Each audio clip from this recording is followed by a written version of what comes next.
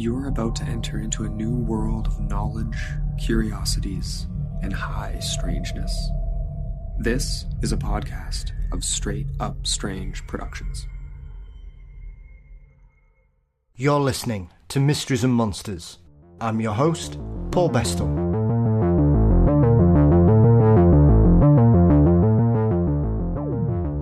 December 1991 introduced us to a phenomena that has become one of the most fascinating fortean topics in the modern era. When a new reporter got handed a lead about a monster running around a road near the town of Elkhorn, both Linda Godfrey and the Dogman became synonymous with each other. Joining me to look back at Linda's legacy and the Dogman conundrum is our good friend Chad Lewis.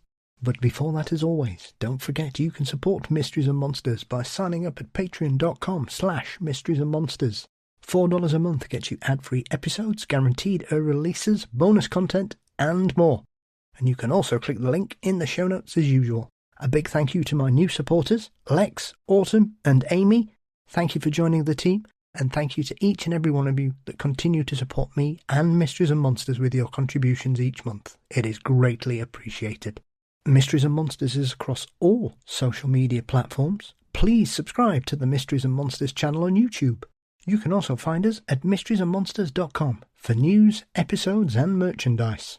Our intro and outro music are performed by the marvellous Weary Pines. A big thank you as always to Dean Bestall for his marvellous artwork. The show is produced by Brennan Storr of the Ghost Story Guys, and Mysteries and Monsters is delighted to be a part of the Straight Up Strange network.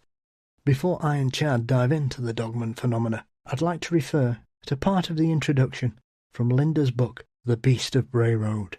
I readily admit my biases, but I try to live by the credo of an old poster that I once had that said, "The mind is like a parachute. It functions best when open, and when it comes to the Dogman, I think we could all do with learning a bit more like that." It's late December 1991, and a new reporter for a local newspaper gets handed a lead that would change her life forever. Over 30 years on, the birth of the Dogman mythos can be traced to that lead that introduced all of us to both Linda Godfrey and the Beat of Bray Road. Joining me on the hunt for the American Dogman is our good friend Chad Lewis. Chad, welcome! I'm so glad to be back for my 100th appearance on Mysteries and Monsters podcast. I'm going to have to start getting some certificates printed, I think, Chad, for returning guests such of your ilk. Yeah, where's the Saturday Night Live, big robe? I want that velvet robe, like the 9-time, 10-timers club or something. Yeah, I might stretch to a shower curtain or something like that. Yes, that would be wonderful. Oh, so obviously it's first time we've spoken for just over 6 months, Chad. How are you? How's things been? How's the winter treating you up there in the north? I'm doing great. I'm here in Wisconsin in the U.S., which winter no longer exists. It has been banished. We're in a continual spring this winter or fall, depending on what you want to say. We've outlawed snow here in Wisconsin. We have no snow, so things are going great here. How unusual is it, Chad? Because I know when we've spoken before, and obviously sometimes when I see you winding people up in regards to small flurries that they consider large snowfalls in their particular states, how unusual is it for it to be so free of snow for you guys? Well, this was one of the first years that I can recall in my lifespan where there really wasn't any snow whatsoever all the way up through Christmas, all of December, and then we got hit a little bit and it just melts right away. I know climate's been changing here in Wisconsin quite a bit, where we're much warmer, 3 to 4 degrees over the last 30 to 40 years on average, and a lot less snowfall, but it seems to be very dramatic where 50 years from now, Wisconsin might be the kind of hotbed for summer and winter vacations. Might be the Miami of the North. Well, who knows? Strange to think. It depends on how much those sea levels rise, Chad. You might be the only state left. That might be right. I mean, we think of climate changes as being an extremely slow where I'm thinking 50 years from now, I might see a woolly mammoth walking back through Wisconsin like they had done before. It might be the new ice age. Things seem to be happening very quickly. So I've got my trail cam set up just in case that's happening. Yeah. Well, strangely enough, I was watching something the other day where they're saying that genetics company, they're planning to do their first mammoth births this year. Oh, wow. That's strange. Which I can't quite get my head around, Chad, I have to say. Yeah, that's something out of a sci-fi movie of them bringing back these species. And I know we can bring back quite a few that have gone extinct. And I think it's a fun debate amongst ethicists of whether we should bring them back. Yeah. But something like the mammoth, who knows what might come back with that? Well, this is the other thing. I think often you can bring something back. I mean, I doubt anybody, well, you never know these days, Chad, what goes on in laboratories. I hope nobody's planning on working on some saber-toothed tigers whilst all this is going on. Because it just seems they're one of these creatures like the Tasmanian tiger, and I know there's people working on the dodo as well, and it seems that they've got this kind of theory that they want to try and bring things back that they think we're responsible for getting rid of. Now, I'm not saying that we weren't, but it just where do you draw the line? How many different species are we going to go? Why? As with anything, Chad, I think once they start, I don't think they're going to stop. Yeah, I'll be real curious to see the effects on the ecosystem of just what it may cause further species to go extinct, bringing back some top-line predator. Who knows the effects? Absolutely. Very much so. I mean, it's one of those things they've said, oh, yeah, we're going to put them in this park in Siberia, as though the mammoths are going to go, oh, okay, we can only stay here. And not wander off into Finland or something. What's interesting is when you read a lot of old history books, you'll often hear of people writing letters home and they'll always say what a glorious and entertaining, time that we live in. And we can say that now, I think, that, we're living in some really strange and interesting times. Yes, certainly. Well, I think, as we're talking about strange things, we're here today to talk about both the incredible work that Linda Godfrey did throughout her career and the Dogman, which is one of those cryptids, creatures, paranormal entities, whatever you want to sort of pigeonhole as, Chad, that seems to have really come from nowhere, I think, over the last 30 years, to become probably one of, pardon the pun, one of the top dogs in the world of cryptos. It really has, and it's remarkable. I was just thinking the other day I was doing a lot of historical research on really old legends that people have forgotten. And I, kind of just made note to myself that it's interesting because we look at all these legends, but they were new at some point.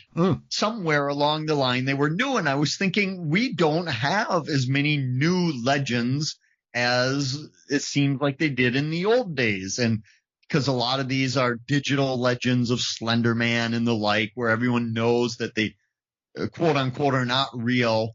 But I love these stories of like Chupacabra that's relatively new and all these other cryptids. And I think Dogman would fit into that category where just even 20 years ago, you didn't hear of it as much as today at all. And today, as you're right, it seems to be right up there with Bigfoot in terms of what people are interested in. Yeah. It's one of those things I can't place when I first became aware of it, Chad.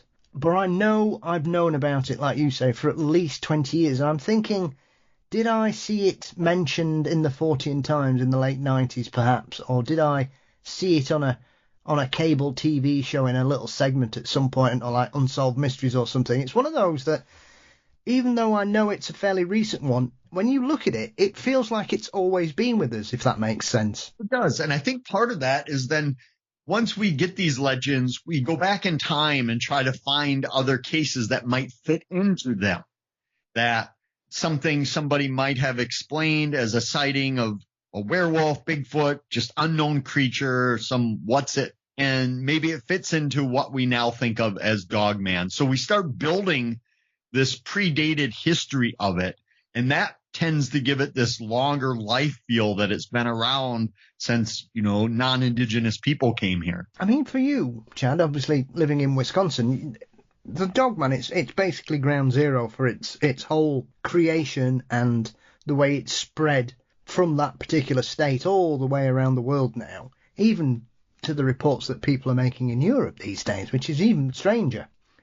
So even with your interest in the weird and the wonderful, was this something that you were aware of back in the 90s, Chad, or is it something that, as you've continued to build your reputation and your research, you've kind of come to it later? Certainly would be more recent than a lot of the other things that I've researched. Now, I first met Linda Godfrey back in 2003, and it must have been January-ish, because her first book, The Poison Widow, had just come out. This was prior to her publishing The Beat of Bray Road, which came out in 2003 as well.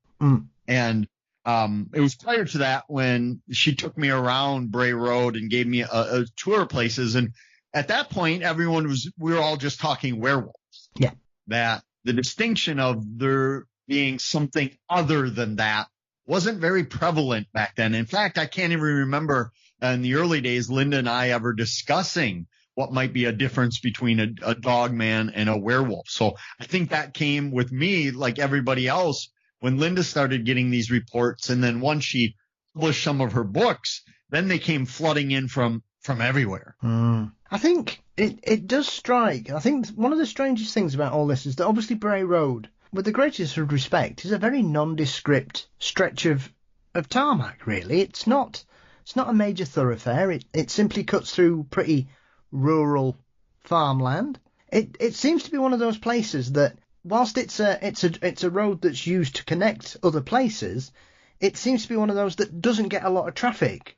And so it seems to be one of those places where, I don't know whether it's the quietness of a stretch of road like that, Chad, that seems to attract weirdness to it. It is. It's one of those places. It's about 4 or 5 miles long, and it connects several busier roads, and you kind of use it just to cut through or cut over. Nobody's just traveling down it to get somewhere unless you live on that road. But otherwise, you're just cutting across it. And a lot of people contact me, and they're very disappointed in Bray Road when they first go there, because in their mind, it's been built up so much that they're expecting this crepid road, maybe gravel way out in the boondocks where nobody's inhabiting. And Bray Road's like any other road, I think, in terms of look. Feel might be a little bit different, but in terms of the picture of it, it's like any back farm road you might have turned on if you're taking the back roads and your GPS is bringing you somewhere. That there are a few farms on the road. There's several houses dotting the landscape. There's some people raising small livestock, and nothing out of the ordinary at first glance. But even though people contact me and say they're disappointed in the overall look and feel of it, they also believe that there's something not quite right about it. Is it something that in your career over the last 20 years, Chad, you've had people come to you with experiences in regards to these kind of encounters? Or is it, as you were saying there, with your meeting of Linda 20 years ago and building up that relationship, that you got involved in investigating some of them? Or is it you've found some in other places that you've then tracked down and kind of liaised with Linda in regards to her research that she was doing during that period? Luckily for me, I spend a great deal of time lecturing throughout the Midwest during the year. I mean, pre and post COVID, I'd be doing maybe 200 lectures throughout the Midwest at libraries, historical societies, colleges, and the like. So that affords me the opportunity to interact with a lot of the general public. Most people that come to my programs are not diehard researchers. They're just the general public who might be interested in these things, or somebody who's had an experience. So I would get to collect a lot of these legends and lore from around the Midwest of people who had seen similar things. And Linda and myself and many other investigators would call one another and say, I just heard about this place. Have you ever heard anything on this? Or oftentimes, she'd call and ask if I have a haunted story from this place because I'd maybe written about it in a haunted book. And that was another big surprise, that when I started getting these reports of werewolves or dogmen, that often they would occur in supernatural hotbeds. These, John Keel would call them window areas, these portals, if you will, these beacons where there may be tons of UFO sightings or a lot of haunted ghost stories from a specific area. And then all of a sudden people start seeing a werewolf or a dogman lurking about. And that was always what fascinated me, the connection, or maybe not the connection between these things at these places. I suppose as well, because of everything that's gone on in regards to this, as you say, I'm often surprised when people have been there and they say they're disappointed. Once again, it seems to be one of those phenomena that people expect to have an encounter, Chad, which I find quite puzzling, because one of the wonderful things and frustrating things about such encounters and such witnesses is that often these accounts are sporadic. There doesn't seem to be any pattern to them. There seems to be a variety of times of year and in the day, often at night as well, where you can't sort of pencil it in and say, well, this is the prime time for an encounter. And so do you think, through your research, do you think that's something that's just built up, that people seem to think there's a lot more going on down that particular stretch of road than there really is? I mean, there's still plenty of reports, but still, it seems that some people seem to think it's Werewolf Central. That's great. Werewolf Central. I need that on a shirt. Yeah, you're right. I think people, that's why, as I just mentioned, of people being kind of disappointed when they visit, is I really think that not only with the Beat of Bray Road, but a lot of these other, let's say, legends that have a lot of PR behind them, a lot of media exposure behind them. People think it's Disneyland, where you just go there and things are going to pop out. It's going to happen because you've heard so much about it that it has to occur every single time. So I think people that maybe just breeze through the road or spend an hour there a night and then forget about it, they're disappointed that nothing happens. But I've learned in this field that outside of people who believe that dares, taking a supernatural dare, that if you knock on a mausoleum at midnight, the ghost of the man buried in there will come out. Outside of those specific dares, there doesn't seem to be any rhyme or reason or calendar. It's as though these supernatural anomalies are not punching a time card or keeping a calendar of when they have to appear or not appear. So I think oftentimes it's just sheer being in the right place or the wrong place at the right time, that the overwhelming majority of people that I hear from that have had an experience with something, it's not caused by them actively looking for it. They're driving home from work, or they're out on a hike, they're minding their own business, doing something else, when all of a sudden something bizarre happens to them, rather than, somebody with their camera and their gear out in a specific area trying to document something. So that's a puzzling too, that it seems to be the less you look for it, the more likely you might find it. I suppose the whole aspect of this that I've never really kind of understood is that for a lot of these witnesses that have encounters and have reported them over the years, there's this kind of play that seems to go on. That I know one of the early encounters, one of the young ladies who made the first reports, the one who thought that she'd run over something and got out of a car to check, and she just said, and then I saw this thing running towards her. Is that there's a lot of this that when we're talking about a creature, and when we discuss wild animals in general, Chad, the vast majority of large predators, bears and wolves, can chase a human down in next to no time at all. And a lot of this seems to be, whatever this creature is that these people are reporting, there's this, it knows what it can do, and it wants that person to realise just how scared they should be, but it's going to let them get away. A lot of people contact me and say that when I'm speaking with them, they say it's like they walked into a zone of fear, or they were trapped in this zone of irrational fear. And not as though you're out hiking and you run into a moose or a black bear, which can be very scary, but it's something out of the ordinary. And a lot of people, even though they're in the presumed safety of a vehicle, that they could hightail it out of there as fast as they wanted and be in safety, they feel as though that their life's in danger, that there's this unnatural fear that if they don't get out of the area, something terrible is going to happen. Almost like a foretelling of ill fate. And then once they get out of the area, or the zone, if you will, they get home, they calm down, they feel a little embarrassed and shy about how over the top frightened they became. At that moment, they truly believe that this thing is out to get them, even though there's no menacing charging. It's not like a grizzly charging at you, or there's no other signs of aggression outside of just looking terrifying. So I'm always puzzled by that too, that whatever these things are, it seems that fear accompanies them. Yeah, absolutely. I mean, it's the key sighting that occurred with that one, I think, is the Doris Gibson encounter, which I know some people have dismissed because the first time she saw it was on Halloween. And this is one of those explanations, Chad, that when you think about it, it doesn't really make sense, especially when you know the location. And you think, well, with the greatest respect, who's going to be sat about at 2 a.m. dressed as a werewolf hoping some woman drives past? Of course, skeptics claim that all the time. And I've heard that for so many different cryptids, especially, that I've heard from numerous people that all claim to be the origin of a certain legend. And not realizing that there have been stories dating back a very long time. But another thing this brings up is the absurdity of some of these sightings. There's an interesting case down in Iowa, right outside of Fort Dodge, which is a fairly large town. There's this tiny little disappearing town called Terra. And the locals have a bridge there that they call Terror Bridge, Terror.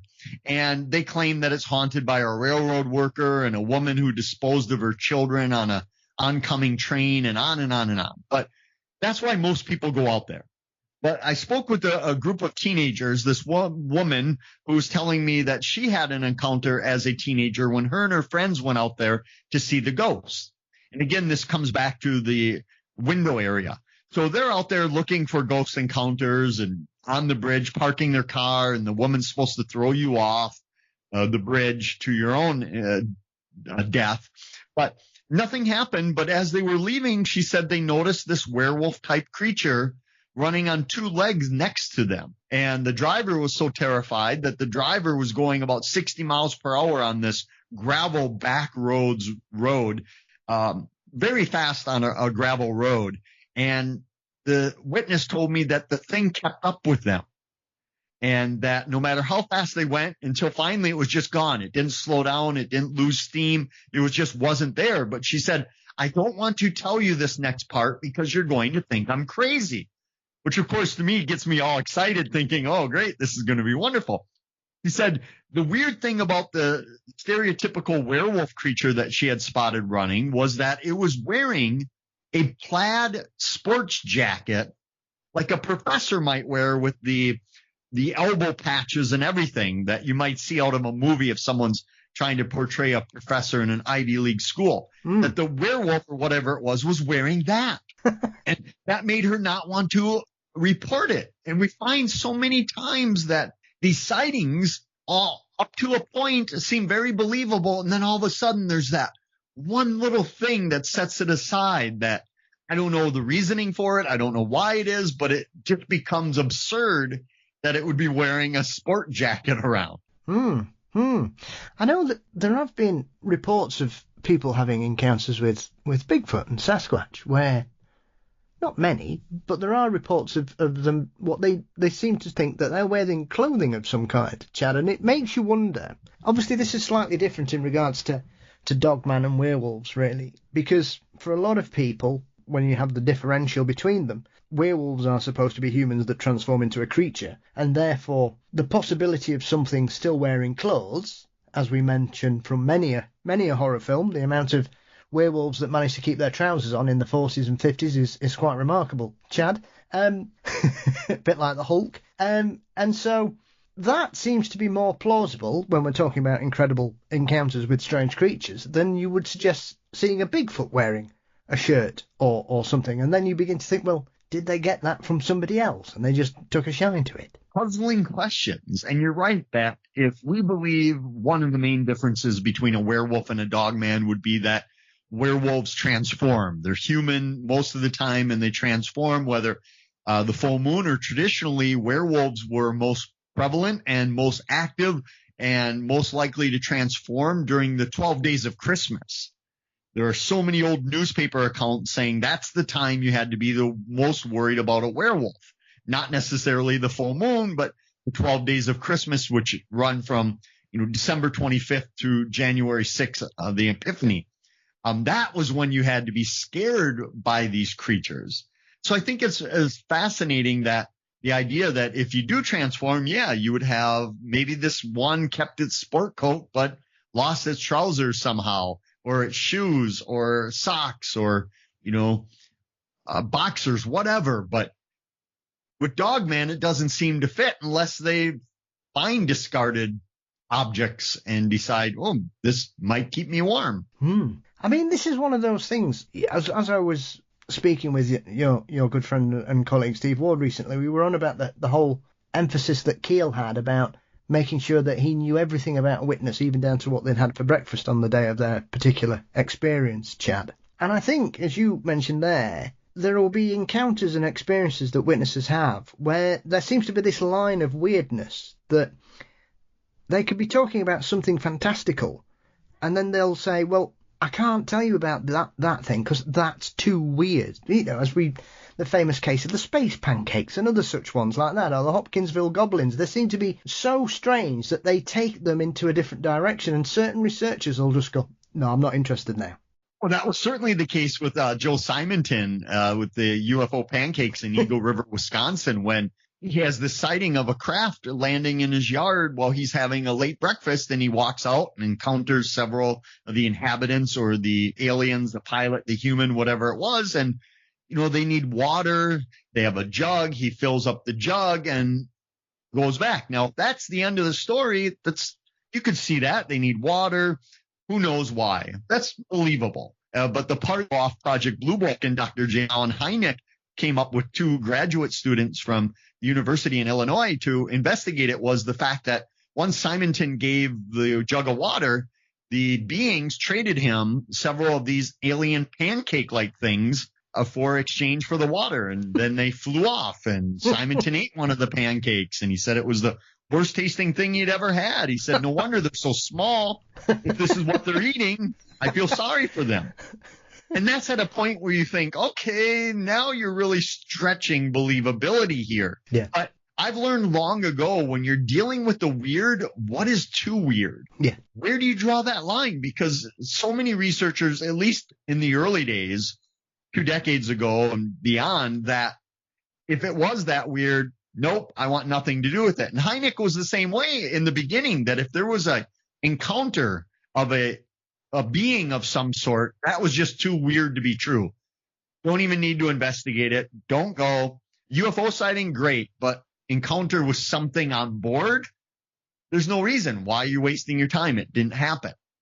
So that's changed quite a bit in the last few decades as well, where that I think a lot more researchers, if they get a report of, let's say, a UFO, they also inquire about what's going on in the witness's life, if they've encountered ghost stories or had any other weird synchronicities or anything, because so many of us now are looking at maybe the interconnectedness of these things.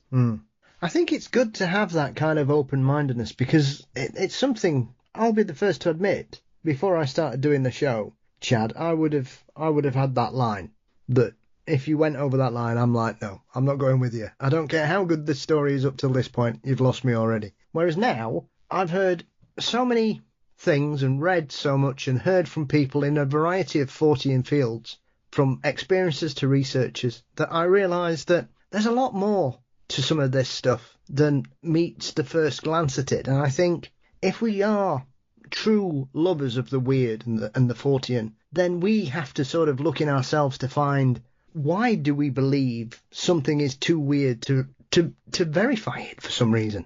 I would have a line of too weird. I would have missed out on a lot of really cool stories, and may have told this story on one of my previous 100 appearances on the show. But it was after a program where a gentleman came up to me and said, you have to come up to my land. I have some Bigfoot creatures on the property. And this was about 9 p.m. It was at a conference. I had a few other researchers with me, and we said, great, we'd love to go. We can go right after this. And he said, oh, you probably won't see them, though. And inquired why. And he said, oh, because they're in a different dimension, but I can still see them. So we still thought, perfect. It's still well worth the chance. I mean, how often you get to visit with interdimensional Bigfoot creatures. But as he kept going on, he said, well, they're probably busy. They do similar things like we do. They have a pool party and a barbecue, and they're hanging out in their dimension. And at that time, again, this is probably way out there, you're thinking in your mind, but a possibility of, wow, what if it's not? Mm. So I always, no matter how far-fetched it may seem, how bizarre, and yes, we did go with the guy and we never did see that Bigfoot barbecue. But again, just closing yourself off is, where do you draw that line? And I think sometimes if you draw that line, you're going to miss out on a lot of legends that maybe, again, chupacabras are too weird for you, or Wendigos too bizarre, vampires. And sometimes you find that the more bizarre it is, for me, the more interesting it becomes. I suppose as well, one of the interesting aspects to the whole Dogman phenomenon is that it was clearly one of those cases that simply needed exposure, Chad, I think, because obviously in the 30 years since this all started back in Elkhorn, it suddenly realised that there were lots of these stories that were kind of buried away in the past in newspapers and old books that, once again, I think people had overlooked because they were like, well, these people are talking about werewolves and that can't be real. I find that quite a bit, especially with old newspaper accounts, and obviously even predating Bigfoot being known, or the word Bigfoot. You'd have the wild men of the woods, or the wild man, usually a disheveled looking creature, but oftentimes they were described as large ape or large dog-like creatures. They didn't have the terminology of it. They didn't have the knowing of it. But so that's when I mentioned earlier about how we can go back in time and do kind of archaeology of these stories. That's a lot of fun, that you start digging up these stories and you say, wait, could they have been describing a dogman here, but just didn't know what the heck it really was? And I love surfing through and sifting through, I guess, a lot of these old newspaper archives just to try to find those rare gems. Yeah. I think as well, the aspect of all this is that before Linda kind of grabbed this story by its hair and dragged it into the light, was that there were clearly things going on, because there was a song that had been written in the 80s, I believe, about, and then obviously you've got the famous incident where Linda goes to see the local forestry and game chap, and he'd got a big file that said werewolf on it. So despite the fact that she'd only spoken to those two ladies, there were people seeing something, Chad, and it had been going on for quite a while. And do you think it is simply the fact that, despite small town America and the fact that there will be strange things going on with, as we mentioned, Mothman or Van Meter, Momo, you've got, Lake Worth Monster, there are these cases all around North America where something strange is happening in a small town, and it seems to become ingrained in that town's history. And yet here, do you think it was because people thought they were seeing some kind of werewolf dogman creature that they just didn't want it to get out, as it were?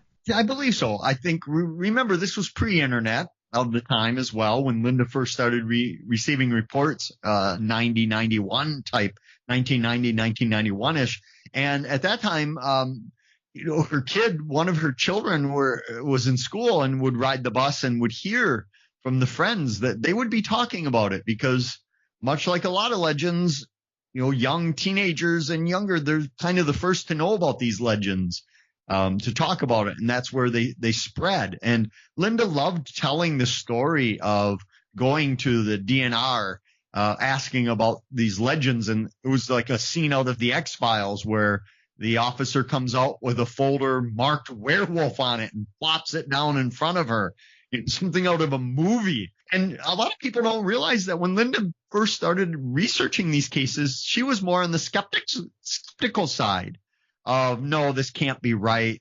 This isn't happening here. But I think over the years, the evidence and the witnesses really convinced her that something was going on. But at the time, even to today, Walworth County and Elkhorn, the city where Bray Road is they don't promote it at all. You can't go there and get a Beat of Bray Road bumper sticker, T-shirt.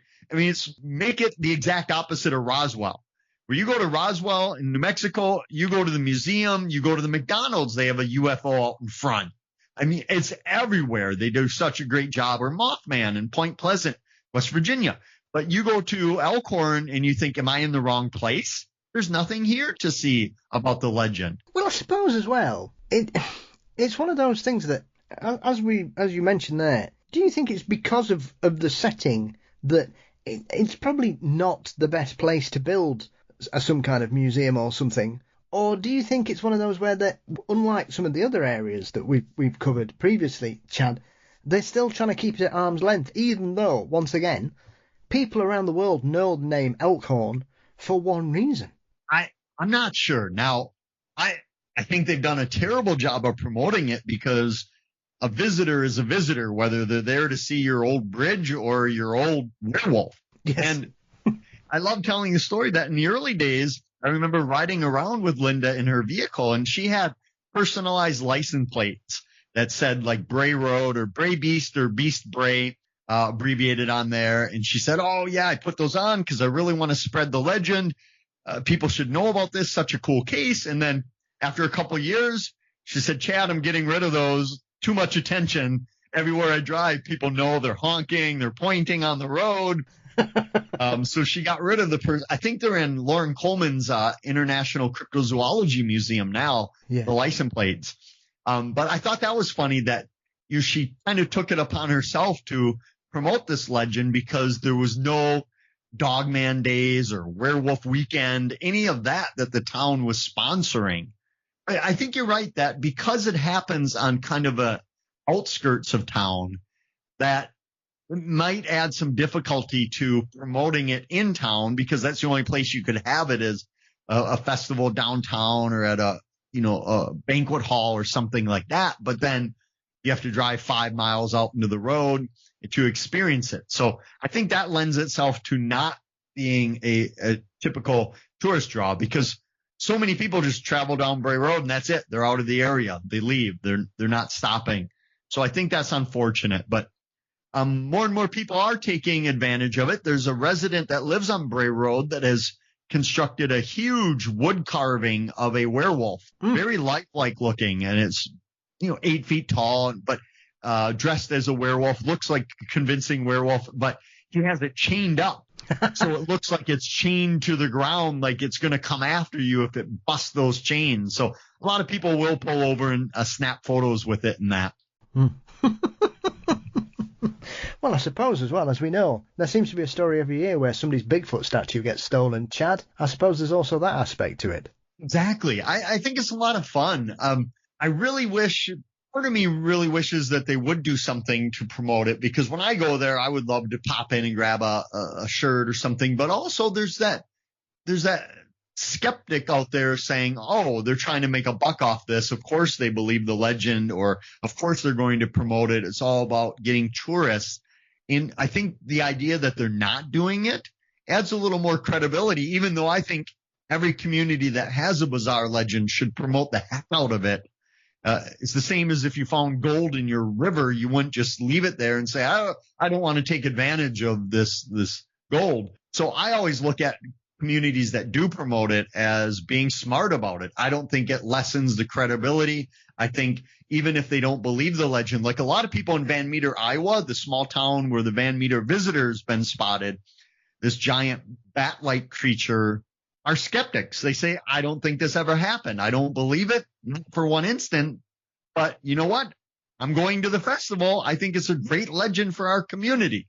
So belief doesn't have to tie itself with interest. Well, I think that was always one of the key aspects of Linda's work as well, because obviously one of the most famous incidents tied up in all this is the Gable film, Chad. And if people are going to accept anything that creates publicity, as the old adage goes, there's no such thing as bad publicity, then surely people wouldn't have tried to forensically examine the history of this film. And Linda, along with a couple of other people, really dug that film to pieces and found out that it was a very well constructed hoax, but it was a hoax nonetheless, because it seemed once again somebody tried to take advantage of it and probably wasn't prepared for how much publicity actually garnered, because they just seemed to, as soon as the heat was on, they went, actually, well, no, this isn't real. I think that happens quite a bit, that hoaxes that people think will be fun, or they're just doing it, sometimes get out of hand very quickly, or really drift out of control. And that was one. I did a book on a creature called the Big Muddy Monster, Bigfoot-like creature down in southern Illinois by the Big Muddy River. And I heard from a gentleman who said, oh, my buddy was there. He was the one. He had created some stink juice, he called it, this weird, terrible smelling perfume like that he poured on himself, and again waited out in the woods at 11 p.m. on a random weekday, hoping that somebody would just show up and they could scare them. But that the reason they never came forward is they thought there was going to be charges, because the couple that did witness it went right down to the law enforcement office about midnight, and the officers came back, and it was a big to-do. And for the next several nights, they were called out all over the town. The entire force was on alert for this Bigfoot type creature. And the person was afraid that if they ever came forward, even 30-some years, 40-some years now, that they would be in a lot of trouble. And I actually started digging around with law enforcement in that area, who said they wouldn't have been in trouble at that time. You know, they might have gotten a disorderly conduct or something, but it certainly wouldn't have been a big issue if they said, oh, I just made up this story. So the idea that people hoax it and it just gets out of control is one I put up there, right up with the Scooby-Doo explanation of that somebody created this story to keep them away from their farmland, or that kids were going out to this abandoned area on the farm and partying. So the owner came up with this great idea of having a giant Bigfoot-like creature, not realizing that that only works in Scooby-Doo, that here in the real world, that attracts more people. And obviously, as well, you've got to be very careful if you're going to pretend to be a cryptid, because we obviously had that incident, I don't know, was it 10 years ago, where that chap was pretending to be Bigfoot who unfortunately found himself getting run over? That's right. That was out west, I think, here in the U.S. But that happens, and it defies logic that a lot of these places are gun country, yes, where people are hunting, they're carrying guns. So back to the Big Muddy Monster, when back in about 5-6 years ago, when I was down there interviewing some of the witnesses and some of the police officers and the like that were involved back in, 1973 and 74, that they were armed when I interviewed them. So people were walking around with weapons, and it's gun country, that nobody would be running around in a costume trying to make a prank and risk getting shot at. Oh, I shouldn't say nobody, because we know it happens, as you alluded to, the gentleman who got hit on the side of the road dressing up. So, but I think for the most part, those of us with common sense would probably not go out in gun country dressed up as an unknown creature. Well, that's one of the aspects of all this I always have to agree with when it comes to things like that, Chad, because with the greatest respect, I know some people said, oh, well, if they think it's a misidentified bear, it might not have been bear season, that's why they've not shot it. And I find that odd, because I've seen some witnesses who have had encounters with dogmen who have very similar reactions to the same as when certain hunters have seen Bigfoot, and they've looked down the scope and they can tell exactly what they know what it isn't straight away. And often they say they can't pull the trigger for whatever reason. Now, with the greatest of respect, there will be some people out there who, if they see something like this, they're going to go. They're going to shoot it. And I don't find that a plausible explanation to say that these are people running about in costumes, because somebody's going to get killed. And I find it incredible that it hasn't happened yet. Thankfully, one would say. I agree, too, especially when you think of skeptics claiming that almost all of these things were put on by hoaxes, all well-known cryptids that were all hoaxed either knowingly by the witness or the witness was hoaxed by it, that you would think just out of dumb luck somebody would have blasted. And there are times when people do blast at these monsters, like the Van Meter Visitor. Townsfolk shot at it night after night. The Enfield Horror, where Mr. McDaniel down in Enfield, Illinois, came out and saw this, kangaroo-looking thing on his front porch, blasted it a couple times, was certain he hit it. Hopkinsville goblins. They were certain they'd hit it. Fault monster. Again, all over and over and over, people believe that they've struck this thing with their weapons, but yet it's seemingly impervious to those weapons or has little to no effect. Yeah, that is one of the key aspects of some of these encounters, especially, I know, with folk. That's been shot at several times. And seems to be okay. I know one of the witnesses said he'd hit it with sort of a very junior issue ammunition, which really would just give somebody a bit of a nasty bruise more than anything, Chad. But it is remarkable. I mean, like Hopkinsville is a prime example of people being dismissed completely out of hand, because I've heard over the last few years a particularly well-known skeptic say that he's heard it off the record, which always makes me chuckle, that when somebody official gives an off-the-record explanation, we're supposed to believe that, even though there's no evidence that person said that. For all we know, and they probably did based on this, was that everybody in that house was drunk. And I find that remarkable, that if they were so drunk, why was nobody injured? I find that ridiculous. Nobody was shot at. And I can tell you, growing up in Wisconsin, I've had a few nights where I've taken down a Leinenkugels or two here. And no matter how many Leinenkugels I've had, I've never thought there was a werewolf or a UFO alien in my backyard. Yeah. So whatever they're drinking, even if they're all intoxicated, there must be some powerful moonshine, because they're coming up with just the craziest things. Now, you might think the drinking would skew a bit of their memory or fuzzy details. Yes, I get that completely. But the idea that all of a sudden you're seeing a 9-foot vegetable man like thing in your backyard from a couple, spirits, I don't know. It just doesn't ring true to me. But then again, I've often looked at, I had a colleague that really liked to deal with haunted stories. So he would go to a lot of people that have had experiences at their home. They thought their home may be haunted. And every time he'd show up, nothing would happen, over and over and over. And then he'd leave and the family would call and say, oh, no, this is happening. So eventually he got to the point where he'd show up, set up a few pieces of equipment, and then almost pretend he was part of the family.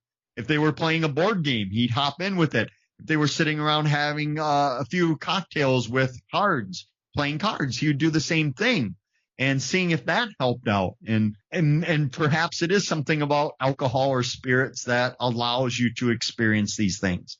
I'm not certain. Yeah, I'm going to say, I'm quite partial to a few drinks on a weekend, Chad, and sadly, the only time I've ever saw anything, I was cold and sober. So, when I saw my strange thing in the sky, I hadn't had a drink in the slightest. So, and I've been drunk more than I should have done in regards to being able to see something. And I've never seen anything odd ever. And I used to run bars, so I never had one of my customers come in and claim to have been abducted on the way home from a heavy Friday night, Chad, either. And I think it just exposes that sometimes we're so desperate to look for an explanation on both sides, yes, whether it's a very strange explanation or a mundane, that we often lend ourselves to thinking that it could be one thing or another. But when you start to dive deep into those explanations, they seem more far-fetched than the actuality of it being something unknown. Mm. Yeah, very much. And I think often we kind of point the fingers at some of the skeptical explanations without sort of doing the same on the other side, that sometimes people, as we were saying earlier about how strange is strange, that some people will try and tailor a witness's encounter into what they want it to be, rather than actually, once again, listening to what the witness has said. And you can see this in regards to Dogman. I've seen people try and say that the witnesses are mistaken and what they've seen is a Bigfoot, when they're clearly not describing a Bigfoot. They're describing a bipedal dog creature. This happens all the time, and not just with Bigfoot.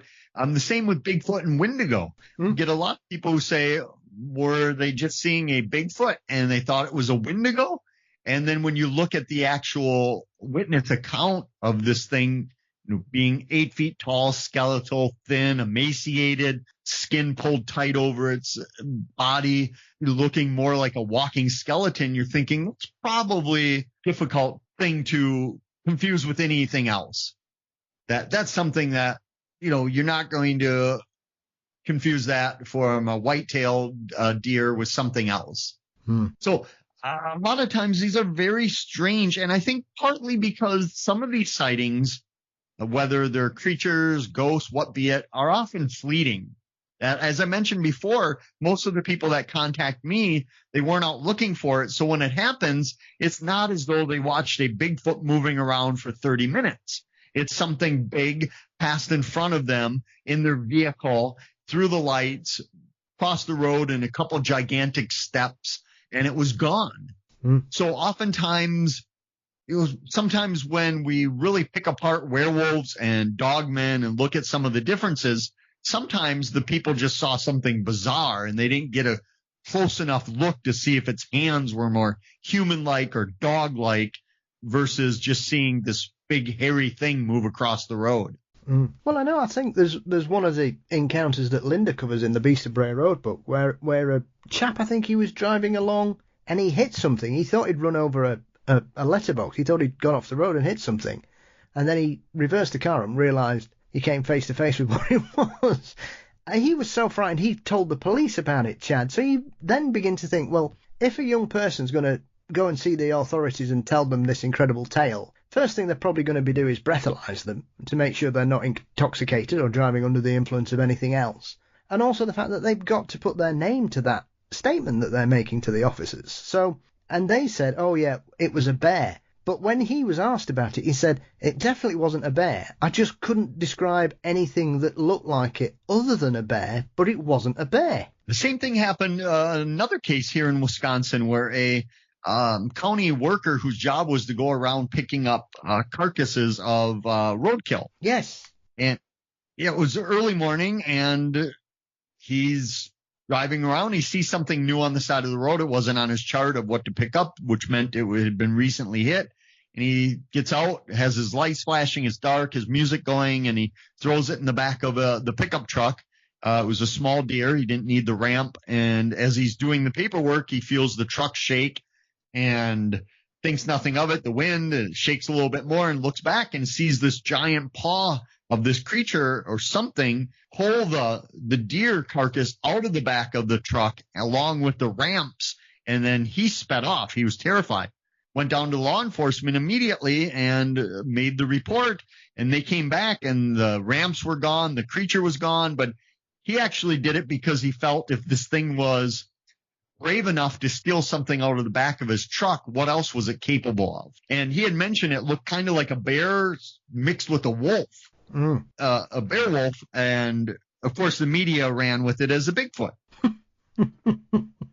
And he never mentioned in his report of Bigfoot at all. But I mean, that's kind of the thing most people are aware of. So it's the closest thing. Let's just call it that. Doesn't matter. The thing doesn't exist in their mind. Who cares if we call it a unicorn? Yeah. Well, that once again goes into that people hallucinating when they're too drunk then. Why are we not coming across thousands of people saying they've encountered a unicorn, Chad? Yeah, exactly. It doesn't make sense. And I mean, so much of this field is not only speculation, but just unknown. And I think over the years, that's one thing that has changed in my research anyway, is that when I got into this work, I thought, like most people naively, that, oh, this will be interesting. I'll figure this out, find out why this place is haunted and have all kinds of answers. And when that didn't come for me right away, I really shifted early on at looking at these things more of the folklore of them and what they mean and what they tell us about ourselves as a species or a community, rather than whether or not it actually happened. Because if somebody tells me they're out on Bray Road and they see a werewolf jump on their hood and run off, to them it really happened, regardless of whether or not what I have to say about it, and vice versa.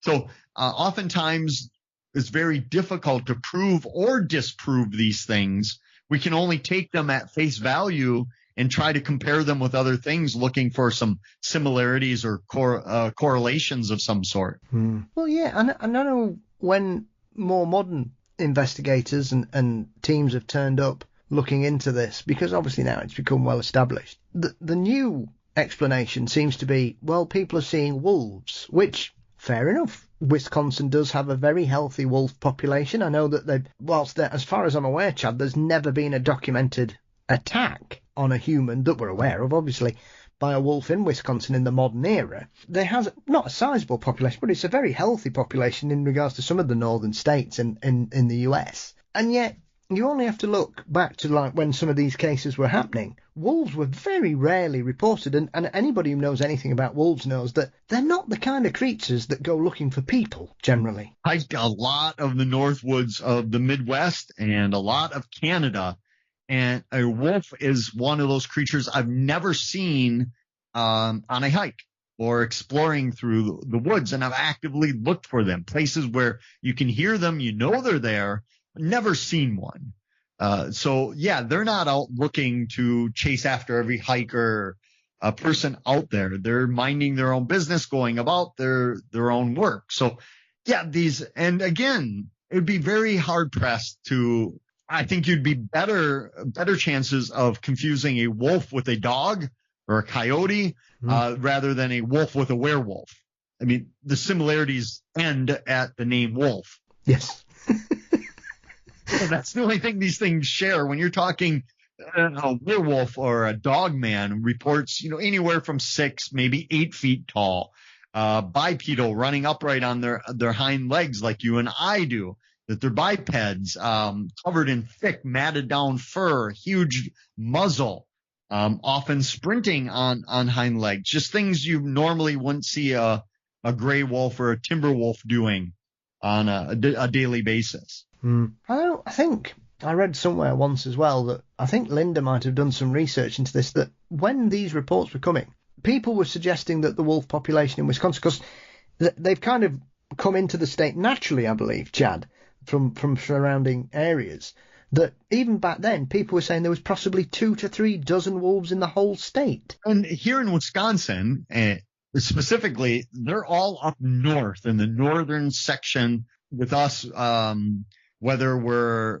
branched off into the upper peninsula of Michigan or over to the north shore of Minnesota or up into Canada as well. And Elkhorn, where Beat of Bray Road has been reported, is in far southeastern Wisconsin. It's about 5 times closer to Milwaukee than it is to wilds of the Northwoods. So the idea that the wolves are coming down that far doesn't make a lot of sense at that time. That, yes, we have wolves. We're going to have a lot fewer of them now that hunting them is apparently back on the agenda here in Wisconsin. So, but that's all up in the Northwoods. That's not anywhere near Elkhorn. So that idea, again, becomes very far-fetched. And then we can get into the idea of, well, maybe they're escaped circus animals, which seems to be the tried and true, at least back when the circus was the dominant force in America for entertainment. And I always joke that I don't know how these circuses were ever staying in business, because every stop they made, they were losing 2 or 3 animals at a time, according to witnesses. So I find it fascinating how these stories continue to morph and progress, the explanations of them, that, again, in the early 1900s, even the late 1800s, they were circus escapees. That the circus lost them and said, they're not worth, even though they're thousands of dollars, they're not worth going to retrieve. Let's just let them run around. And now it's just mistaken for natural animals, or again, alcohol's the reason. So at some point, I think we should start taking these witnesses for face value, that they believe they saw something, perhaps they did. I know I've seen people suggest that what the other answer to this conundrum is that people are seeing baboons, Chad. I think primarily because they're probably the only ape species that's kind of got a similar muzzle, you could suggest. Obviously, it's not identical, but it's the only one that seems to have something that could be, as you say, if somebody sees a quick glance of something or whatever, they might mistake it. However, baboons are very noisy creatures, and they're also very territorial, can be extremely aggressive at times, but the other aspect is they don't get bigger than 3.5 feet tall. It's interesting. Yeah, I completely agree with that. And again, it's just stretching believability that you're going to see something of a baboon size or a chimpanzee or orangutan size, even a silverback gorilla, and mistake it for what some of these witnesses are describing. But here in Wisconsin, I do have to note that we have one of the most lax laws in place about owning exotic animals, where we're one of the best or worst, depending on how you look at it, states for controlling people. If you want to go get a lion, you're welcome to do so in much of Wisconsin. So we do have that. But again, I think the idea that people are just misidentified, and we know through years and years of studying witnesses in courts, the legal system, that we're terrible witnesses overall. Humans are just terrible. But I think there's a difference between being terrible and then mistaking a, baboon for a, 9-foot, 8-foot type creature.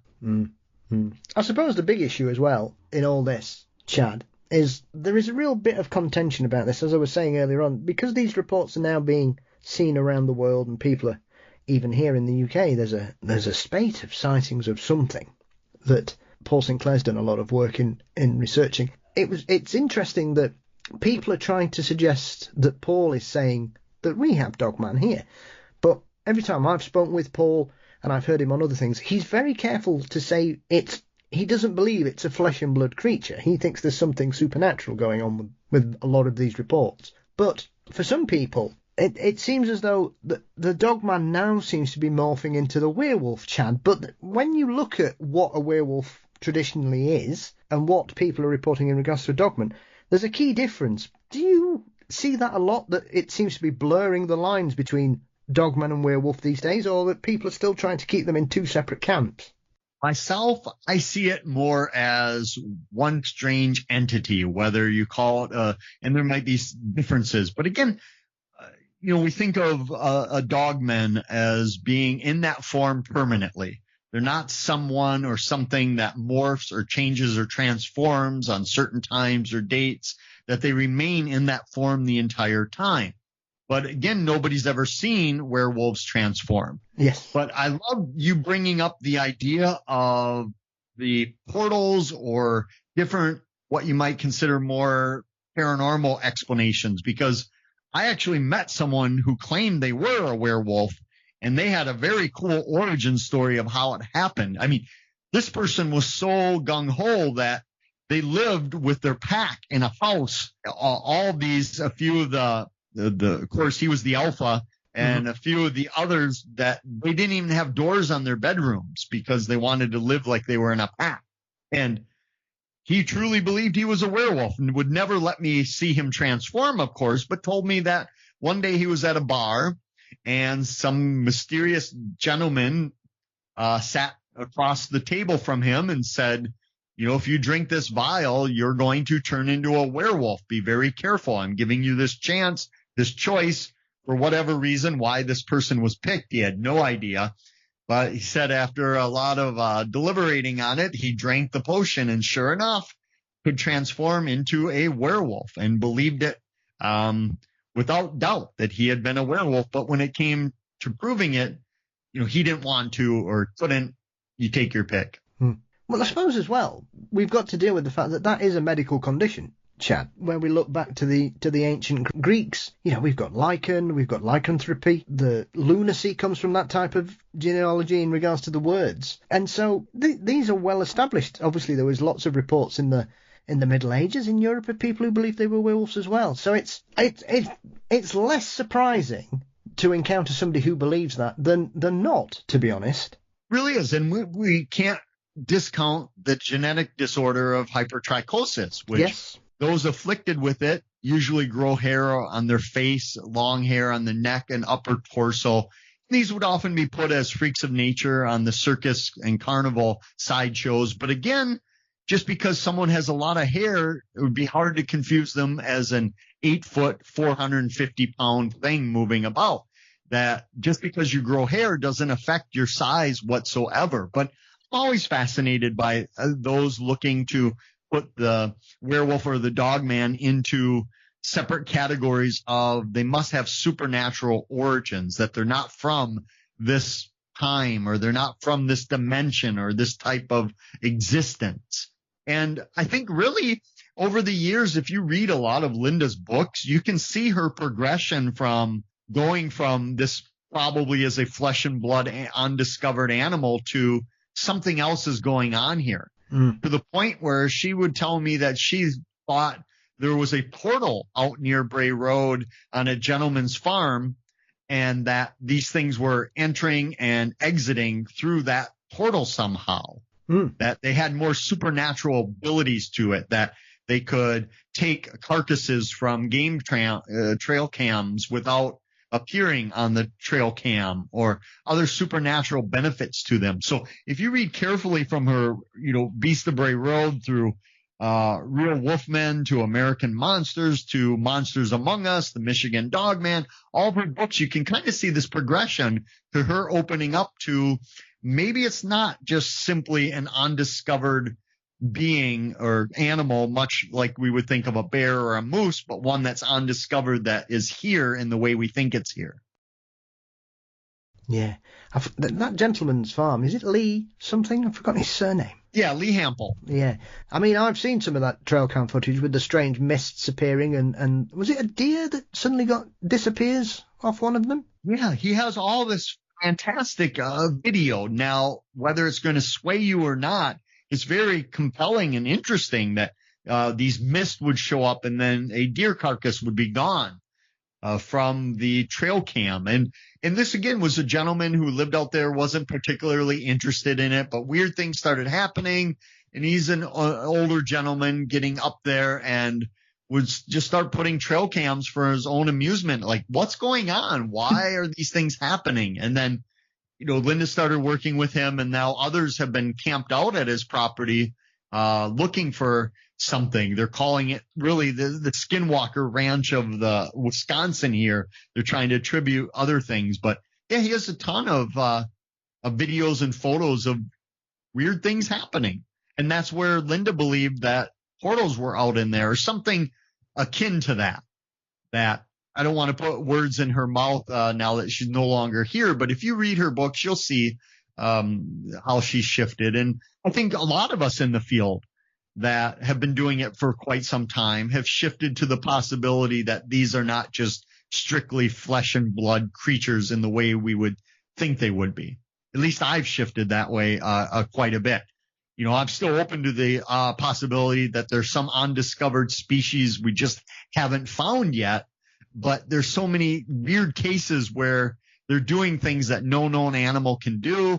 And the fact that the world's getting smaller every single day. If they are existing in these pockets of the unknown, those pockets are shrinking every single day. I suppose as well, Chad, you'll have probably come across this as well. As we were talking about creatures coming to the fore over the last sort of 20 years, skinwalkers are one of those things that I think 25 years ago, unless anybody had an interest in tribal lore and Native American histories, they would probably not be aware of it outside of perhaps Skinwalker Ranch. Do you think, once again, people are saying, oh, well, what people are seeing are skinwalkers, which even with my limited knowledge of the tribal nations in North America, I wasn't aware that the Navajo were in Wisconsin, Chad. Is that something that's just people who don't understand it trying to, once again, as we say about skeptics, explaining everything away? You've got certain believers who think that every one of these encounters must be a skinwalker, even though there's no tribal history to support that. Not only that, if you dig into the skinwalker myths and legend and folklore, again, just a quick glance at the literature, you'll see that they're entirely different types of beings. Yeah. Mistaking it would be very difficult. And I think sometimes we just think, well, it's probably a Native American legend, not knowing, the hundreds of tribes and the different legends. We just throw it into one camp. But yeah, I think, as you know, you've had guests on talking about skinwalkers, that you'd be hard pressed again to see a skinwalker and think that's a werewolf. Skinwalkers are mostly shape-shifting witches of sorts that, yes, whether they put on a pelt or a special skin of an animal and can take on attributes of that animal. But again, you think of that as mostly southwestern portion of the United States. And what I find fascinating about Dogman, not to get off topic of skinwalkers, is that while skinwalkers, Wendigo, Kushtaka, the fairy folk, many of these creatures of unknown origin have this hesitation to mention them. That if you're down on any tribal land in the southwest of the U.S., do not mention skinwalkers. You will not get a great response. The same as with if you're with many cultures in the north, mentioning a Wendigo. You're not going to get open arms, and because they fear these creatures, even mentioning them. In some cultures, even thinking about them, especially dreaming about them, is horrible. But with the Dogman, there's nothing surrounding that. In fact, I think people are more than happy to talk about Dogman sightings. So I think that's fascinating too, is that with a lot of these things, it's hush, hush, don't mention it, because once you put it on the radar will come looking for you type thing, that they know, you know type thing. So it's hush, hush, don't mention it because you'll draw it forward. But with Dogman, doesn't seem to be the case, at least in a lot of non-Indigenous cultures. Thankfully, it would seem, Chad, because otherwise we're both in trouble. Yeah, I mentioned that, especially with the Wendigo, where so many places are just hesitant even to say its name. And I always mention that fact at my presentations when I'm speaking on mysterious creatures, but I mention it usually after the 5th time of me mentioning the name. But, for me, I'm long gone, knock on wood. I've already got too many curses, but maybe some of your listeners don't want to live as dangerously, so they might not want to say it. But I find it fascinating that the mere thought of some of these things is enough, whether to bring them alive, whether they're a tulpa or something similar to that. And I'm fascinated by those kind of theories, that can mentioning something actually increase the chances of you encountering it? That's fascinating. Yeah. I know when we've been looking at some of the reports that are coming out over here, one of the strange things about a lot of the areas that people are having these strange encounters, Chad, is that they're based on Viking occupation of northern England. And obviously the Vikings and their nations that supported that, a lot of them would use what we call berserkers. And some of these berserkers, a lot of them were bare-skinned wearers, but a lot of them also believed that they were wolf wearers. And there's a lot of names in this particular area that hark back to the older names for dogs or wolves, even though wolves have been out of the United Kingdom, I think, for at least 600-700 years. So I think there are these aspects of it that, because a lot of Norse culture here has kind of just been left until sort of the last 50 years, we know next to nothing about what their beliefs were in this particular area, Chad. So that could then lend, some would suggest, that perhaps what people are seeing is actually the ghosts of Viking warriors rather than a creature of flesh and blood. We're doing a lot of paranormal archaeology in sorts because of so much history, and so many folklore beliefs and tales have been lost to history, that we're trying to piece those together from what we do have. And I think sometimes the explanations for some of these things might be something we've never even dreamed of, that we're trying to piece these puzzles together with half the puzzle missing. And I think that's the most frustrating part for me, is that I felt like, why couldn't 200 years ago somebody be documenting these cases? Where were the folklorists back then? Well, they were too busy trying to survive and not die. Yes. That's what they were doing. But yeah, so I really wish that some of these would have been better documented. And sometimes they get into folklore. With the Dogman, one of the most cited cases was back in 1887, where these lumberjacks encountered dogs or wolves running through the woods, and they trapped one weird dog wolf thing in a hollow tree, and when it came out, it was a man.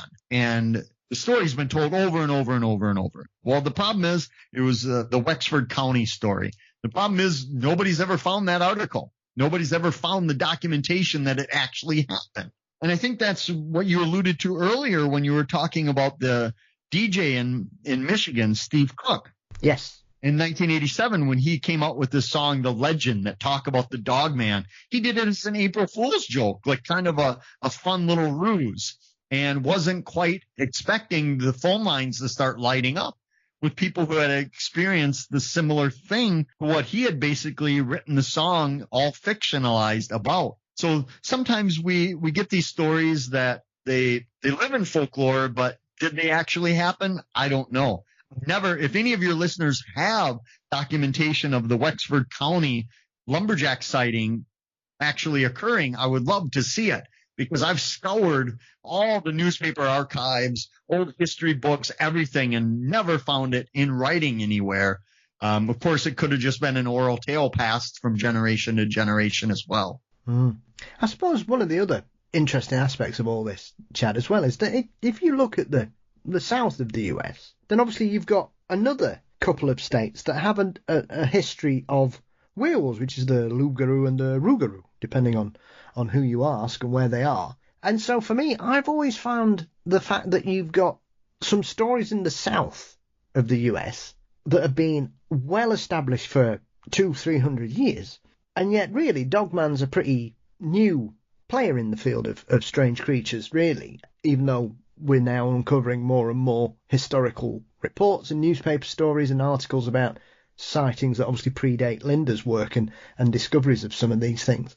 So that itself shows you that it depends where you are, that you've still got people who would have these beliefs regardless. And they're very strange traditions about, you're a loup-garou for 100 days, and if you tell somebody you're a loup-garou, then they get cursed and all this. And it's a very interesting balance between these two kinds of creatures who are very different, and yet, as we were saying earlier on, where does the line between a dogman and a werewolf stop? Agree completely. That I think sometimes we focus so much on finding differences of what a werewolf might be in dogman, where, does a dogman have more human-like arms or like dog-like fingers, a paws, if you will, rather than, werewolf, which seems to be just, the man-sized a wolf. And oftentimes we find that these places are popping up more and more, where today a lot of people think of werewolves as being in the land between the lakes, which is a national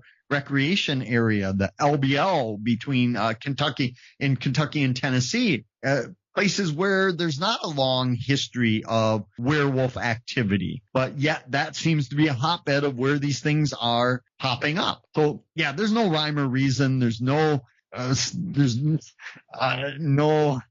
documents pointing us to why these things happen. It just seems to be a hodgepodge of sightings, which maybe that's the whole purpose behind it. I'm not sure. Absolutely. It's keeping us on our toes wherever's happening, because every time you think you might have got to the bottom of something, somebody else pops up somewhere, like you're saying, because the land between the lakes. I know some people are thinking to say it's contentious to some would be an understatement, Chad. Yes, and we've talked about this on previous shows where I've been on with you, that in the old days when you had, let's say, a carload of witnesses that spotted something, you would obviously split them up, have them all draw and write about what they had seen separately, so there's no cross-contamination, no influencing and whatsoever. And back in the old days, it was if their stories did not line up 100%, they weren't telling the truth then, because if somebody's seeing this and someone else is not seeing the exact same thing, we looked at it as discrediting the sighting. But I think that's changed, thankfully, over the years,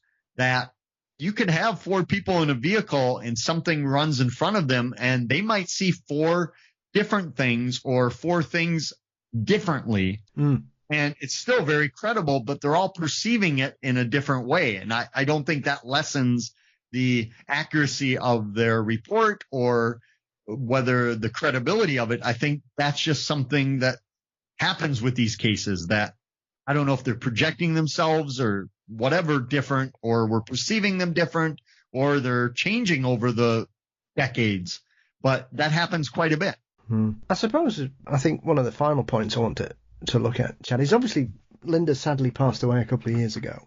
And her reputation and her diligence and her wonderful ability to make people feel at ease. I mean, she was a guest on here twice, and it was like I'd known her all my life, Chad. She had such a wonderful way with people. And I think in 20, 30 years ago, people might have been concerned that Linda's body of work would be left behind and there wouldn't be anybody picking up the baton.